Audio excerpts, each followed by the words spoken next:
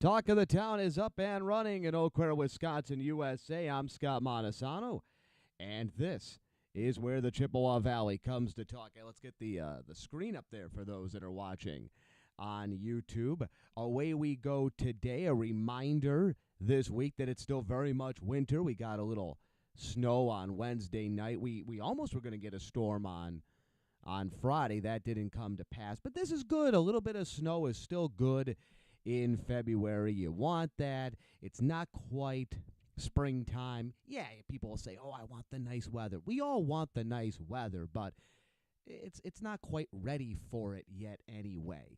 So we can still get a little bit of snow out there, and then once we get to middle of March, especially once I come back from my vacation that I've got in a couple of weeks, then we can definitely start to really settle into the 40s and the 50s, then the 50s and the 60s and the 60s and the 70s, and so on from there. Skating rinks already closed in Eau Claire. That happened over the weekend, last weekend, the outdoor skating rinks. And this is not to bash the Parks and Recreation Department and the city of Eau Claire for shutting down the rinks early. They had to, because we had such a warm-up. And once they kind of get to a point where they can't be maintained, you're fighting a losing battle. So they shut them down. Typically, they try to keep them open, usually maybe until the first week or so of March, and then you're getting the temperatures up too high. Even though we got snow this week, it's not conducive to really get those outdoor rinks going. But little sad, if you will, that the outdoor rinks had to close, because I think this weekend, where you're still going to have a bit of a winter feel out there, temperatures in the 20s and whatnot, I think people would still like to do outdoor activities, and you no longer have one of them, with the skating rinks having to have been closed. Again, that's not a knock on the city. They had to do it. You can go and skate inside at Hobbs Sunday nights. In fact, you can do it every day. I think noontime, they have it every day. And it's fun to skate inside, and it only costs, I think, $5, maybe a little bit more now. So it's not that expensive to do so. But there's something about skating outside that's a little bit, I don't want to say more fun, but it adds a little extra to everything. Over in Altoona, and of course we do their podcast, EduCast. They haven't talked about it much on their own podcast, but they do have their referendum coming up in early April. It's the only local school referendum that we have out there, and they've been doing a lot of listening sessions, and this week had a public forum on it. Not as much pushback this time. Remember, a couple of years ago, Altoona had a larger referendum that covered a number of maintenance expenses, but also was looking to purchase another building to expand the school, because the school is still bursting at the seams, and it narrowly missed. There wasn't necessarily a lot of, there was a little bit of pushback there, but there was positive feels around it. A little bit surprising that one did not pass. This seems to be significantly different. A lot of the people that were against it the last time aren't quite as vocal this time against it. The key is going to be getting people that are for it to go out and vote in early April. Because what you're going to have the people that are against it that'll vote against it, and you have a few people that are always very for it that'll vote for it. The key is getting the people that are like, this is the key to winning these referendums and a lot of things. The people that go, I'm not opposed to the referendum. I see why they have it, and I understand why it needs to happen. You got to get them to feel motivated, though, to go out and actually vote. Because if they passively are in favor of it, but don't actually, just because they're passively in favor of it doesn't mean they're just going to go out and vote. They might be like, yeah, I hope it passes, but they don't take the time to go and vote. And that's going to be the key for Altoona here in the next few weeks. Again, this is operating expenses, maintenance, pared down. For those that really question the cost and why all these referendums, I really recommend you go back and listen to one of the EduCasts from November. school financing. It's still up on the website, and it's a deep dive into what is and it's a cliche, but there's truth to it, a broken system. That it's an issue that comes from the state, and that there's not enough financing coming from the state. It is being, even those that seem like they're kind of on the side of public schools are actually maybe doing more harm than good with it. And we do need our public schools. We definitely do need our public schools. You look at what the public schools offer. A lot of our parochial schools, which are long established, are a great alternative. And they really work in concert with the public schools and back and forth. All of these for-profit schools that have popped up since, and I will always call them for-profit. You can call them private, but they're for-profit. Doesn't matter, I don't care what legality there is with what they actually are called, but they're for-profit. They've got an agenda behind them. Not that it's a bad thing, but they were born in response to other things and trying to do things better and whatnot. They're not as established. They're just not as established as other schools. They're not as broken in yet, if you will. There's a lot of things they do well, but there's a lot of things they're not able to cover and not able to have access to. There is a strength to having all of these co-curriculars that public schools have and the established parochial schools have. So maintaining what we currently have, don't overlook that. And are there better ways to do things? There's always better ways to do things. But I'll use this as a good example. We've talked about it, not as serious of a thing, but there's correlations to this. Think of all of the old events, the long-established events that we've had in this area that over time disappear and never return. The old Sawdust City days, for example. For a long time, the Eau Claire's Festival was up and running, and then it disappeared. And you think we don't need the way it's done before. We'll do it a better way. And then you quickly realize the long-established way, which probably wasn't that broken, it's easier to massage and improve what's already there than it is to try to start anew. Because you can have great vision, and you can have great teachers, and you can have great mission statements, but you don't have the infrastructure in place. You haven't, honestly, you haven't gone through the period enough where you've made some mistakes and corrected from those mistakes. You have not ebbed and flowed. Because you're so new, you're almost not afforded the opportunity to make mistakes. I think the private schools offer a great opportunity for a number of families in our area. I think the private schools that are out there, and I'm not talking the parochials, I'm talking these private schools that maybe are loosely affiliated with maybe some type of religion or maybe not. They offer a great alternative for people that, for any number of reasons, have not found the public or the parochial schools to be good for them. It just has not been a good fit for them and their family. And that is absolutely fine. However, it's not the answer, I think, for a majority of people in the area. It's unnecessary. It's probably the best way of putting it. It's unnecessary for a number of people in the community. It's unnecessary. So again, do your own research on the funding of schools and what have you, and why are we getting all these referendums? It's not because people are overpaid or that there's some type of argument going on.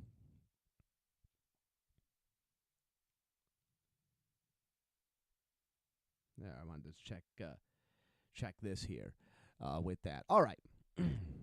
People always sending me text messages and whatnot in the middle of the show. I'm on a heater right now, everybody. Uncle Scotty's is on a heater here. So the Altoona school referendum, that's up and running. Downtown Eau Claire, and as I've said before, downtown Eau Claire, I think, has a sweet spot in my heart. My first introduction to this town was on a Sunday night in November of 2005 when I came down to meet with the Eau Claire Express about their broadcaster job. And, of course, downtown Eau Claire in fall of 05 and into 06 and really up through my first stint here in 2010. Much different place than when I came back. Well, downtown Eau Claire, Decky, hosted a public forum earlier this week inviting the community to discuss the future of downtown. Decky, a number of months ago, separated from the city and now needs to decide the direction to focus on. A visional audit, if you will. Because when you think about it, there was this momentum and growth, and let's bring the town back and let's develop or redevelop. I'd say develop. It wasn't as much redevelop.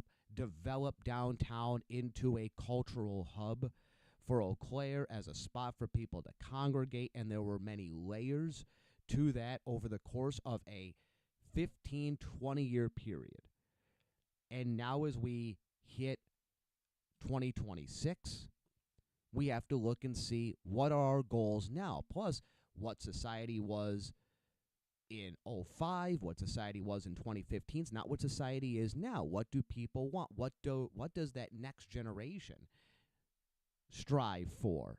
What is that group now that is in their 20s and 30s, young 30s, really want? Because 20 years ago, the people that are in their 50s now, they were the ones that dictated what was going forward. Now you want to get what's the next generation want out of their downtown. Decky is entering in with Wisconsin Main Street, which the Chippewa Falls and Menominee downtowns already work with. This provides technical support, grant opportunities, data collection, serve as sort of a kind of a consultant for downtown. So what do you want out of your downtown? Shopping patterns have changed. What kind of things do you want to make downtown a destination? I think that's something for everybody to consider. Downtown needs to be a destination.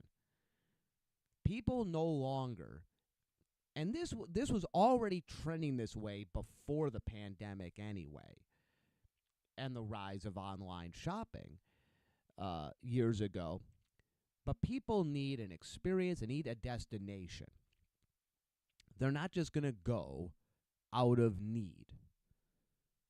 All right? They're going to go for an experience. And it sounds so weird, but they need an experience. And there's not a lot that's downtown anyway in terms of the way the businesses are set up and all that, where you're just popping in for something quick anyway. It's not like there's a grocery store. I know there's the Menominee Co-op, but you get the idea. You're not popping in quickly to a quick trip downtown. A lot of it is service-based businesses like lawyers, like insurance agents that you're not just going to walk by and go in anyway. You do have the shops that are very much an experiential shop, like the record store and some of the eclectic shops that are down there. And then you have restaurants and coffee shops and the ice cream and the bars and places like the Phoenix. So what do you want in that downtown that's going to make it very much like what the mall used to be? And you already see it a little bit in the spring and the summer anyway. People go and they hang around, they walk around downtown. And can you get people downtown? And then once they're downtown, it's up to the stores to get them in. I think that's a separate thing. But what do the stores have to do to bring people in? Numbers right now are good for downtown as far as getting traffic down there. But what do I always say? You don't want to wait till the bridge collapses before you then do something. Look ahead. There's been nearly 80,000 visitors, according to the numbers, nearly 80,000 visitors the last couple of years, each year. 80,000 a couple years ago, 80,000 last year to downtown Eau Claire. It was just under 70,000 back in 2019. And then, of course, you had through COVID and whatnot, numbers dipped. But in the last couple of years, it's now surpassed even that. That is a good number. You want to keep it going. You want to keep the foot traffic coming to downtown. And then it's up to the stores that are there to then bring people actually into their store. And I think that's a separate debate as well. What do people want? What do people want out of their stores? What do these shopkeepers have to do to get people to come in? Hey, I'm walking downtown. What's it going to take? Is it some type of a display out in front of the store? Is it something as simple as keep your doors open? Do you need more lighting in front of stores? Do people what tends to get people to turn into a store if they're walking downtown? Those little that's a whole other thing as well. But I think that's a part of this as well. Was kicking around with a couple people, and I'll give Jerry Keel a lot of credit with this with Northwestern Bank. Remember the bridge, the old railroad bridge, has those lights on it. That was a big deal. It was installed almost 10 years ago, but those lights do nothing as far as what we currently see. But apparently, and the sad thing is, as time goes on, it's not going to be as the technology will quickly disappear anyway. The technology will quickly disappear. We got to take advantage of it. Those lights are set up to do anything you want, like put on a great light show, not just change colors, but be set to music and all of that. And was kicking around with another person, with Jerry. Think about this. These are the little things to think about. Those lights, by the way, as far as who actually monitors them and runs them, the Rotary paid to install them, but it's kind of, they're just sitting there. The Rotary paid and donated to the city, but there's nobody actually managing this, and that's another, maybe somebody from the university could, and students and all that. But think of this for downtown Eau Claire. How about this? You've got all those speakers downtown. How about in the summertime, 8:30, 9 o'clock, every night, or every other night, or every Thursday, Friday, Saturday night? You know, at 8:45 or 9 o'clock, those lights, synced up to music, do a 3 to 5 minute show. Eau Claire's good night, if you will. And imagine that. You don't think people would make their way down there? The first few times, people would actually go out of their way to head downtown to watch it. Then what you'd have also is people that, they're like, they're having ice cream at Olson's. And they're like, hey, you know what? It's 5 minutes till the show. Let's pop out and watch the show. Same thing at Reboot Social and all that. And I get it. Some people will say, well, people are going to leave businesses to go watch it. Yeah, but you're still getting the traffic down there. I think that'd be a cool thing. Not necessarily the greatest transition here. Ice activity, and we're not talking the cold version of ice activity in Eau Claire County, and EAU and WQOW both covered an incident from earlier this week. You can go watch their coverage on that. They both covered the sheriff's report that came out that involved ICE agents going to a construction site in Altoona. They were after one individual. Turned out they ended up getting 4 individuals. The individual they originally after apparently had attacked one of the ICE agents and all of that. Like many things, it's messy. The whole thing is messy. From the sheriff's report lists things out, bullet point, bullet point, bullet point, bullet point, as to what happened, lists it out. There are questions. I wouldn't say there's holes in the story. There's just questions. They're not holes in the story, but there's questions. And the reality is extremes on both sides immediately go into their corners. My take is I have no take on this. I simply don't know enough on this one individual instance. Any opinion is based off assumptions. I do think that there is wrongness on all sides, and that's not just taking an easy way out of this. All right. Do I think that some of the immigration enforcement's been going a little overboard? Abso-stinkin-lutely. Do I think that the ICE enforcement's done a lot of very good things that have been lost in the misses. Absolutely. I don't have a percentage out there.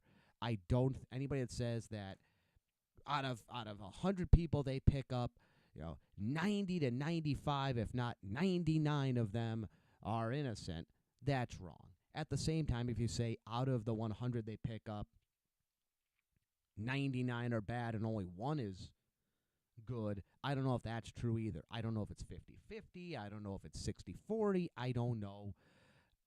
My hope and my gut feeling is that more often than not, they're getting individuals that probably should not be in the country. But I think, but it's messy. As we said before, it is very, very messy. I think there's individuals that it's. I think there's situations where you sit there and you go, does that person that person's an individual is being very. Well, I was trying to catch it. They're adding to society. I'll toss this out there because we saw this in Eau Claire. We saw it at a construction site. Down in Texas, we don't get a lot of Texas politics up here, obviously, but down in Texas, a lot of the lawmakers down there, including Republican lawmakers, are sounding a warning alarm, going, "Hey, the ICE agents have got to stop," because we saw a construction site, going to the construction sites and nabbing people because now individuals aren't showing up to work, including many people that should not have any fear whatsoever, and now these construction sites aren't getting any work done. I think that's a very real concern that's out there. I think that's a very real concern. You are starting to have that happen. So keep that in mind, all right? Keep that in mind. And as I said, everything is very, very messy with all of this. Let's remember this, too. A story that didn't get covered. ICE enforcement picked up the old superintendent in the Des Moines, Iowa public school system about 2 months ago. Individual had overstayed his visa by numerous years, risen up educational ladders, was the superintendent of a very large school system, and they nabbed him. And see, you sit there and you go, well, what harm did that guy ever do? Well, he still shouldn't have been illegal. So it's a messy situation, and it's okay if you're out there and you go, you see the story locally, and you don't have a hot take. You don't have to have a take. You don't have to quickly slide to one side or another. The whole thing is very, very messy. And what do I hope for? What do I pray for on Sundays? Is that everybody is treated the way they should be treated.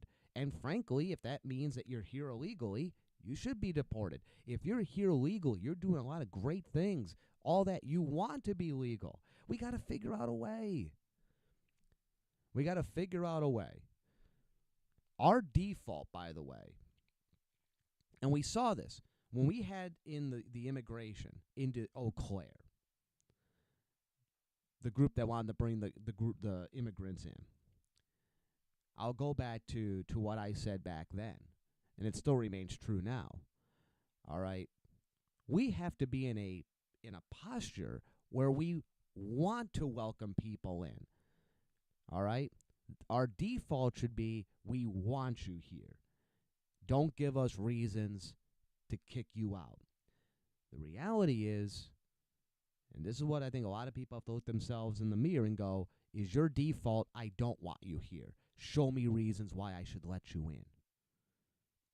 That's not what you want. Doesn't matter what side of the aisle you're on. That is not what you want, because that other side, when you say, I don't want you here, show to me I should let you in, that is a little, racist, nationalistic. It very much is. They don't have to show why they should be here. All right? They shouldn't have to show why they're here. why they should be here. Your default should be, we want you to be here. Don't give us reasons to not let you here.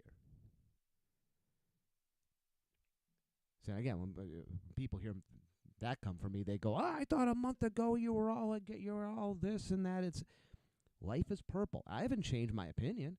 As I said, it's messy. It's messy. What's not messy, the Chippewa Valley Rally going on this week. Dozens of leaders in the area were down in Madison this week, hyping up the area. They've been doing this for a number of years. Governmental leaders, a lot of business leaders, city leaders around the area, down in Madison talking to lawmakers and the such, hyping up the area and trying to get focus in on certain aspects. Basically, it's a big sales pitch for the area. We want the state dollars. We want you to focus on this. This is what we need, X, Y, Z. There's been over the years tangible benefits that people have seen from the rally, and we hope to have that again here. It's not a bit. Eau Claire, for all of its growth, can sometimes be forgotten in the state because of its location. Madison and Milwaukee are right down there in the south. Just from a sports perspective, the dirty little secret is the Brewers and the Bucks do not look at Eau Claire as part of their market. Oh, they're very happy to get a radio station to cover the games up here and what have you. It's part of their radio network, and they get money for that. But the Bucks and the Brewers do not view this as part of their marketing area. It's too far away. Very good. Thing like the Chippewa Valley Rally, what it does is it kind of reminds people down that way, all right, that we do exist. And this is a very strong part of the state. In fact, there's a lot of things going on here that other parts of the state would be are drooling over having. So good to have the Chippewa Valley Rally. Ben Loomis, Eau Claire native, finished 7th in the Nordic combined event today at the Winter Olympics, likely his last event at this year's Olympics, and is likely his last event ever in the Olympics. He has competed in the last 3 Olympics. Best of luck to him, and now all eyes turn to, we've had some high-end youth curlers in this area who have competed at the junior world level. This year, a couple got into the Olympic trials. And fingers crossed, maybe we've got some Olympic curlers coming down the pike for Eau Claire. Won't be seeing any more ski jumpers for a while, unfortunately, with Silver Mine having been closed. Well, I guess they still have the Flying Eagles, and there's the smaller jump. But probably not going to see that for a while. But hopefully they're able to raise those funds and get that ski jump reopened here sooner rather than later. All right. Well, a fun weekend hopefully ahead of us. Next week, our last shows for a couple of weeks because Uncle Scotty's going to go on vacation. We'll talk vacation next week. Why you should be taking vacations out there. So we'll have some shows next week. And we didn't even get to the Menominee mayoral race today. I do think that bodes watching in April. That'll be one to grab a bag of popcorn and see how that turns out. You had 3 in the race in the primary this week, with 2 moving on. The incumbent, Randy Knack, moves on. His polar opposite, Matthew Crow, moves on, and then Grady Richards lost out. Matthew Crow had 900 votes. Randy Knack had 600 as the incumbent, and then Grady Richards had 300. So Richards and Knack combined equal up to Crow. Crow won the whole thing. Knack and Crow move on. What does that tell you? Well, Crow's got a lot of support behind him. All right, he's kind of the anti what the current regime is. Randy Knack's supporters will quickly say, well, he split the vote a little bit with Grady Richards. Now, hopefully, those Grady Richards supporters will move to him. But it should be interesting in Menominee come April because Matthew Crow's got a lot of support. Randy Knack has been there for many, many years. He's got a lot of support, and one would think that's going to be the type of race that's going to be decided right around 50-50. So keep an eye on that. All right, back with you next week. On behalf of everyone who made this podcast possible, I'm Scott Montesano saying there's a great, big, beautiful tomorrow shining at the end of every day. Make sure to take advantage of it. And until next time, so long, everybody.